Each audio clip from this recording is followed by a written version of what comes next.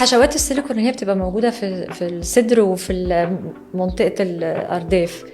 ليه بتيجي بعد فترة بتروح أخدة جنب أو أخدة بروز مش نفس الشكل اللي اتعملت بيه؟ لا، هي حشوات السيليكون بتتعمل في الصدر والأرداف. بس السيليكون بالنسبة للصدر أحسن.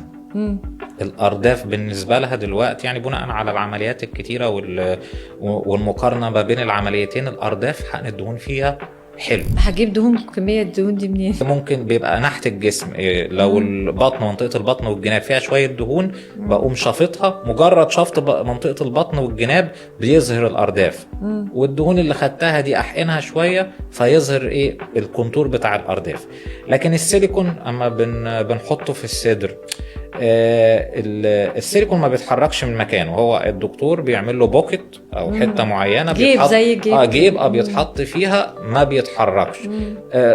قد يكون في بعض الاوقات بعض الدكاتره بتقوم موسعه البوكيت ده، فممكن تلاقي ايه السيليكون جه على الجنب شويه، لكن هو مش ده اللي المفروض يحصل. طب مع الوقت السيليكون بيوصل بقى في اماكن تانية كده، ازاي الجلد نفسه بيترهل. مع الوقت الأربطة أو الأنسجة نفسها، الأنسجة بتاعت الثدي بتبتدي ترتخي. يعني الواحدة كل ما تبقى صغيرة الليجامنتس أو الأنسجة اللي بتبقى ماسكة الصدر بتبقى قوية. مع الوقت والجاذبية الأنسجة دي بتبتدي ترتخي وتنزل.